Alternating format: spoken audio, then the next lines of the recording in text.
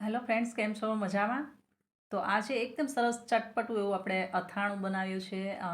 રોટલી હોય ને સાથે જો શાક ન હોય અને ખાલી જ આ અથાણું હોય ને છાશ હોય તો પણ ખાવાની ખૂબ જ મજા પડી જાય.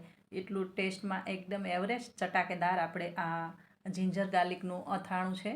તો રેસીપી અંત સુધી જોજો, ગમે તો શેર કરજો અને મારી ચેનલ પર જો નવા હોય તો ચેનલને સબસ્ક્રાઈબ પણ કરી દેજો. તો ખાવા બેસીએ ત્યારે શાક ન હોય ને સાથે જો આ અથાણું હોય ને તો પણ ખાવાની મજા પડી જાય. એવું સરસ ટેસ્ટફુલ આ અથાણું છે. તો રેસીપી અંત સુધી જોજો. તો અથાણું બનાવવા માટે આપણે ગાર્લિક લઈ લઈશું. તો ગાર્લિકને આટલું 1 કપ આપણે ફોલીને પહેલેથી જ રાખેલું છે. તો 1 કપ ગાર્લિક ફોલતા ઘણી વાર લાગે છે, તો અગાઉથી જ ફોલીને રાખવું. ને આટલું આદું લીધેલું છે, તો 150 ગ્રામ જેટલું આદું છે. આને પણ એકદમ ધોઈને સાફ કરેલું છે ને હવે પાછું આપણે આને ઉપરથી એકદમ છીણી લઈશું, છાલ ઉતારી દઈશું અને પછી પાછું આને વોશ કરી દઈશું. ને ત્યાર પછી બંનેને આપણે અલગ અલગ રીતે કટરમાં ક્રશ કરીશું.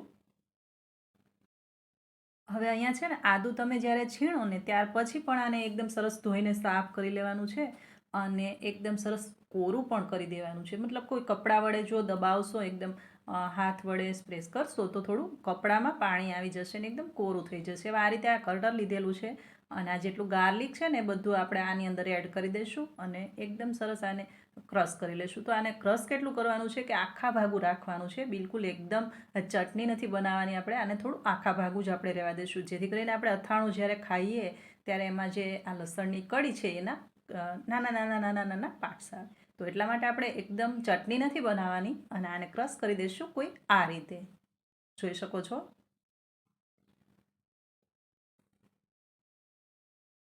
મીન્સ કે આપણે લસણને છે ને આખા ભાગું જ આ રીતે કટરની અંદર કટ કરવાનું છે. જે મિક્સરની અંદર જો લસણ એડ કરી દઈએ ને તો એકદમ ચટણી બની જાય અને આમાં પણ થોડું વધારે ચલાવી દઈએ તો પણ ચટણી બની જાય. હવે હું તમે અહીંયા એક ટિપ્સ કહીશ કે જો આ રીતનું કટર હોય અને તમે આદુને પણ આ રીતે જ ક્રશ કરી દેશો તો કટરની તો વાટ લાગી જશે. એટલે આદુને આપણે કટરની અંદર બિલકુલ ક્રશ કરવાનું નથી. જોઈ શકો છો આદું બિલકુલ નહીં પીસાય. એટલા માટે આપણે જે ચટણીનો જાર છે એમાં માત્ર 1 મિનિટ ટર્ન આઉટ કર્યું છે, વધારે બિલકુલ નથી ચલાવવાનું, નહીંતર આપણે છે ને આદુની ચટણી બની જશે. પણ આપણે જેવું ગાર્લિક છે એવું જ આપણે આદું જોઈએ છે. મતલબ કેવું કે થોડું થોડું કટકામાં, મતલબ આખા ભાગું. જોઈ શકો છો આ રીતે. તો ક્રશરની અંદર આપણે એડ નથી કરવાનું ને મિક્સર જારની અંદર આ રીતે 1 જ મિનિટમાં ટર્ન આઉટ ખાલી મેં 2 જ વાર કર્યું છે. ફટાફટ આ આદું પીસાઈ જશે. અને આ રીતે કેરી લીધેલી છે, કેરીને આ રીતે મેં ટુકડામાં કાપેલી છે. અહીંયા તમે કેરીને એકદમ નાના નાના નાના ટુકડા પણ કરી શકો. હવે આ 3 ઇન્ગ્રીડિયન્ટ્સ આપણા મેન છે એ તૈયાર છે. હવે આપણે આગળની પ્રોસેસ કરી દઈશું. તો પહેલાં તો આપણે એક પેન લઈ લઈએ. પેનમાં આપણે ગરમ થાય ને પછી 1 કપ અહીંયા ઓઇલ એડ કરવાનું છે. તાજું ફ્રેશ ઓઇલ હોય એ ઓઇલ એડ કરવાનું, વાપરેલું ઓઇલ બિલકુલ એડ ન કરવાનું. અને આ રીતે થોડી એવી આપણે હિંગ એડ કરી દઈશું. બીજા કોઈ પણ ઇન્ગ્રીડિયન્ટ્સ આની અંદર એડ નહીં થાય. હિંગ એડ કરી અને ત્યાર પછી તરત જ આપણે આ ગાર્લિક છે ને એને આ તેલની અંદર એડ કરી દઈશું. અને આને છે ને એકદમ ચલાવ્યા કરવાનું છે. એકદમ લોથી મીડિયમની વચ્ચે ફ્લેમ રાખી અને આને મિક્સ કરતા રહેવાનું છે. કારણ કે જો વધારે ફ્લેમ હશે તો પણ આ જે આદું ને લસણ ને બધું એકદમ ચીપકવા લાગશે. એટલા માટે હા, નોનસ્ટિકી હશે તો ચાલશે. હવે આ રીતે આદુને પણ 2 મિનિટ માટે લસણ સતળાય ત્યાર પછી આપણે આદું એડ કરી દઈશું અને આદુને પણ 2 જ મિનિટ માટે આપણે સાતળી દઈશું. અને આ જે કેરી છે એને માત્ર ને માત્ર આપણે ધોઈને તાજી ફ્રેશ કટ કરેલી છે.